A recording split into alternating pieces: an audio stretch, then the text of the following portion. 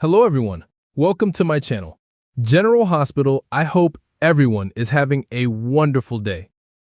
Willow may have left Drew on General Hospital, but we're sorry to say she seems just about as delusional as ever. After ditching her fiancé at the altar, Willow ran straight to Carly's and just about flipped out trying to see her kids. Michael dragged her out of the house and realized she's more unstable than ever. He doesn't think he can ever trust Willow with the kids again, despite her offer that she's willing to come back and be a family with him again. Willow is clearly unbalanced at this point. And even more than the screaming, the yelling, and the near catatonia yesterday, nothing drove home her delusion quite like thinking there was suddenly a chance that Michael would take her back. Then there's the devastation that's sure to come when he learns what Willow did to Sasha and Daisy. But despite all that, a reunion isn't impossible.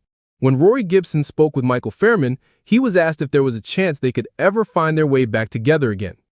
I think there's a very real possibility, he admitted, even though the things that they're going through are insane, and seems like they're only getting pushed further and further apart.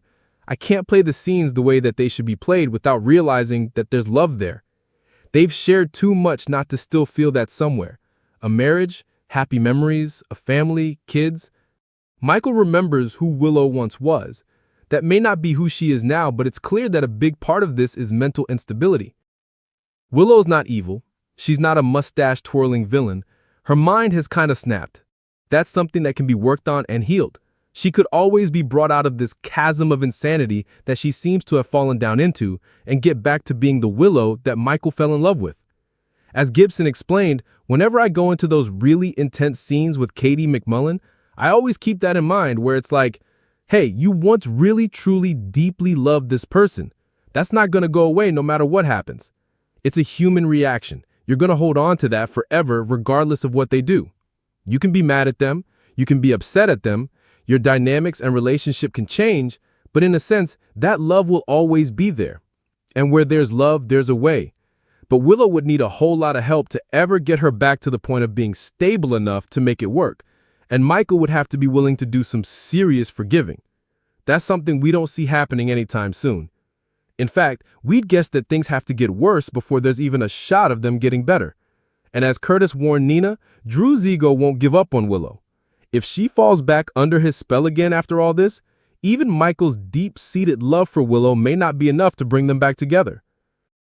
The summer air hung heavy over Port Charles, but it was nothing compared to the weight in Willow Tate's heart. From the window of the Quartermain estate, she watched the sunlight filter through the trees, but it only reminded her of happier days, ones she wasn't sure she'd ever get back. It had been months since she and Michael Corinthians quietly parted ways. No scandal, no betrayal, just silence, misunderstandings, and the ache of two people who couldn't seem to find the right words when it mattered most. Willow had thrown herself into work at the hospital and raising Wiley, grateful for every extra day she had after her leukemia battle. But nights were the hardest, when the world slowed down and memories echoed louder. Michael hadn't moved on. Not really. His focus had shifted entirely to ELQ and protecting his family, but not a day passed that he didn't think of Willow. He'd see a book she used to read to Wiley or find a scarf she forgot in his car. Each reminder chipped away at the wall he'd built around himself. It wasn't that the love had died, it had only retreated, bruised, cautious, and waiting for a sign. And it came one late afternoon when fate, as it often does in Port Charles, intervened. Willow stood outside Kelly's, waiting for a takeout, when she heard a familiar voice behind her. "Didn't think I'd run into you here." She turned, and there he was, Michael, in a navy blazer, and the same gentle smile that once made her knees weak. Her heart skipped, painfully and beautifully. "Guess the universe had other plans," she replied with a half smile. There was a pause, the kind where 100 words tried to climb their way out, but none of them seemed right. "You look good," Michael said, almost surprised. "I feel good." "Better than I've felt in a long time," she said, and then added softly, physically at least. Michael's eyes flickered. "I'm glad. I think about you. A lot." Willow looked down at her hands. "I think about you too. And us." That did it. The weight of everything they hadn't said spilled into the air between them. "I messed up," Michael said. "I thought I was doing the right thing by pulling away, by protecting you, but all I did was make both of us lonely." You weren't the only one, Willow said. I shut you out when I got scared. I thought loving you made me vulnerable, when in truth, it was the only thing that made me strong. A gentle breeze passed. Somewhere in the distance, a bell rang as someone walked into Kelly's, but for a moment it felt like they were the only two people in the world. Do you think, Michael asked, there's still a way back? Willow didn't answer right away. She stepped closer, the space between them shrinking to nothing. That love we had, she said softly, it never went away. It just got buried under everything else. But it's still there. It always has been.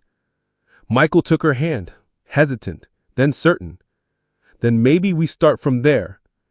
It wasn't an instant fix. Love rarely is in Port Charles. But as Willow leaned into Michael's embrace, feeling the steady beat of his heart, she knew they had something to fight for. Because some love stories don't end. They simply wait for the right time to begin again.